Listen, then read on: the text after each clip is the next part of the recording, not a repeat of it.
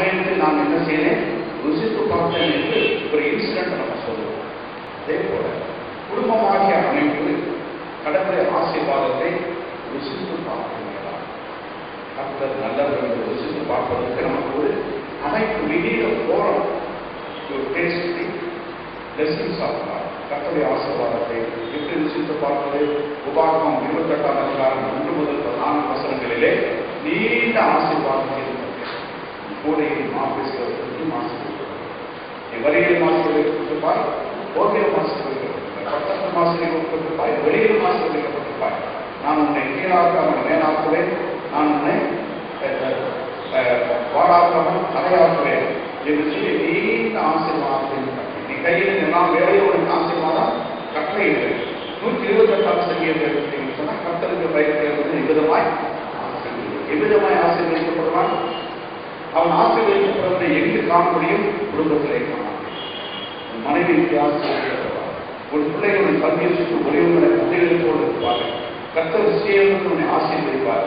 எனவே கர்த்தருடைய ஆசீர்வாதத்தை எல்லாம் ருசித்து பார்க்கின்ற இடம் தான் இந்த குடும்பம். இல்லை என்று சொன்னால் கர்த்தர் உன்னை ஆசீர்வதிக்கிறார் என்பதை அனுபவித்து பார்ப்பதற்கு, ருசித்து பார்ப்பதற்கு ஒரு அமைப்பு நமக்கு இல்லாமல் எனவே குடும்ப அமைப்பு என்பது கர்த்தருடைய ஆசீர்வாதத்தை ருசித்து பார்க்கும்.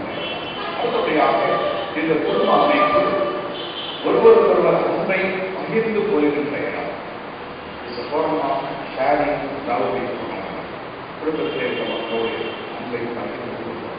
கணவன், மனைவி, பிள்ளைகள், பெற்றோர், தாத்தா, பாட்டிமார், வயோதிகர்கள், சிறு குழந்தைகள், இப்படியாக எல்லோரும் நம்முடைய அன்பை பகிர்ந்து கொள்வதற்கு இந்த குடும்ப அமைப்பு நமக்கு தேவைப்படுகிறது. அடுத்தபடியாக குடும்பத்தினுடைய ஆசீர்வாதம் என்றால் நாம் பெற்ற ஆசீர்வாதத்தை மற்றவர்களுக்கு பகிர்ந்து கொடுக்கக்கூடிய ஒரு அமைப்பு தான் கர்த்தர் கொடுத்த ஆசீர்வாதத்தை 4 சூழல்களுக்குள்ளாக அமைத்துக் கொள்வது கிறிஸ்தவ குடும்பம் அல்ல. கிறிஸ்தவ குடும்பம் கிறிஸ்துவை அறிந்தவர்கள் கர்த்தர் நம்ம குடும்பத்திலே கொடுத்த ஆசீர்வாதத்தை நாம் மட்டும் வைத்துக் கொள்ளாமல் இந்த 4 சுவர்களை கடந்து மற்றவர்களுக்கும் இந்த ஆசீர்வாதத்தை கொடுப்பதுதான் இந்த குடும்பமாகிய அமைப்பு நமக்கு போதிக்கின்ற ஒரு காரியம். நீதிபதி 31ஆம் அதிகாரம் 10ஆம் வசனம், குணசாலியான ஸ்திரியை கண்டுபிடிப்பவன் அதுக்கு நிறைய இருக்கு. யார் குணசாலியான ஸ்திரீ? 1, 2, 3, 4 சொல்லி நிறைய இருக்கிறது. அது உண்மை என்னன்னா, குணசாலியான ஸ்திரீக்கு கொடுக்கப்பட்டிருக்கிற ஒரு இலக்கணம் என்னன்னா, சிறுமையானவர்களுக்கு தன் கையை திறந்து ஏழைகளுக்கு தன் கரங்களை நீட்டுகிறது. அது ஒரு அம்சம். அதே மாதிரி இருக்கு குணசாலியான ஸ்திரீக்கு அம்சங்கள். ஒரு அம்சம் சிறுமையானவர்களுக்கு தன் கையை திறந்து ஏழைகளுக்கு தன் கரங்களை நீட்டுகிறது. எனவே இந்த குடும்பம் என்பது கர்த்தருடைய ஆசீர்வாதத்தை மற்றவர்களுக்கு பகிர்ந்து கொடுக்கக்கூடிய ஒரு இடமாகவும் இந்த குடும்ப அமைப்பை ஆண்டவரை உலகத்திற்கு ஒளியாக இருக்கிறது, பூமிக்கு உப்பாக இருக்கிறது. குடும்பம் மற்றவர்களுக்கு ஒளி காட்டுகின்ற ஒரு குடும்பமாக, பூமிக்கும் சமுதாயத்திற்கும் சுவை கொடுக்கக்கூடிய உப்பாக செயல்படுவதற்கு தான் ஆண்டவர் இந்த குடும்ப அமைப்பை நான் கொண்டிருக்கிறார். ஒரு காரியத்தை சுட்டிக்காட்டக்கூடிய நான் கொடுக்கின்றேன். இந்த குடும்பம் உறுதியான அடிப்படையிலே நிற்க வேண்டும். எந்த ஒரு காரியமும் நிற்கணும்னு சொன்னாங்க ஸ்ட்ராங் ஃபவுண்டேஷன் வேணும். ஒரு வீடு கட்டுறோம், பணமான வீடு கட்டுறோம்னு சொன்னால் என்ன செய்யணும்? நல்ல பில்லர்ஸ் போட்டு நல்ல ஸ்ட்ராங்காக ஃபவுண்டேஷன் போட்டு வீடு கட்டுறது இன்ஜினியர் கேட்போம். நல்ல ஆறாம் ஃபவுண்டேஷன் நல்லா போட்டுருக்கீங்களா? நான் 4 மாடி கட்ட போகிறேன், 5 மாடி கட்ட போகிறேன், 10 மாடி கட்ட போகிறேன். அதுக்கு ஏற்ற வகையில் என்ன கொடுக்க வேண்டும்? ஃபவுண்டேஷன். அதுக்கு ஏற்ற வகையிலே அதுக்குரிய ஒரு அடித்தளம் போட்டுக்கிறீர்களா என்று கேட்கலாம். அதே போல இந்த சமுதாயத்திற்கு அடித்தளம் சமுதாயத்துக்கு family is the base for the society. Family is the basement for the society.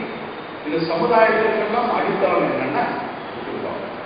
100 குடும்பங்கள் சேர்ந்துதான் சமுதாயத்தை உருவாக்கப்படுகிறது. அந்த 100 குடும்பங்களும் நல்ல நிலையிலே வாழ்ந்தால்தான் சமுதாயம் நன்றாக இருக்கும். அந்த 100 குடும்பங்களுக்குள்ளே பிரச்சனை இருக்குமானால் சமுதாயத்திலே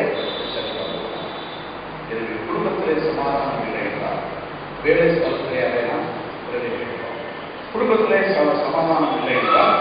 சமுதாயத்திலே சமாதானம் இல்லை. எனவே இந்த சமுதாயத்தினுடைய அடித்தளம் என்ன என்றால் இந்த குடும்பம் என்பதை நான் பார்க்கிறோம். அப்படியானால் இந்த குடும்பம் உறுதியான பவுண்டேஷன். இந்த குடும்பத்திற்கு ஒரு அடித்தளம், ஒரு கட்டடத்திற்கு ஒரு ஸ்ட்ராங் பவுண்டேஷன் அடித்தளம் போடுவது போல இந்த குடும்பத்திற்கு அடித்தளம் யார் என்றால் இயேசு கிறிஸ்து. இயேசு கிறிஸ்துவை அடித்தளமாக வைத்து இயேசு கிறிஸ்துவை ஏற்றுக்கொண்டு அவர் மீது நமது குடும்பத்தை கட்டுவோமானால், இயேசு கிறிஸ்துவை நமது குடும்பத்தின் தலைவராக ஏற்றுக்கொண்டு இயேசு கிறிஸ்துவை கர்த்தருடைய வார்த்தைகளை அடித்தளமாக வைத்து குடும்பத்தை கட்டி ஏற்றுவோமானால் அந்த குடும்பம் அசைவில்லாத குடும்பமாக, நிலையான குடும்பமாக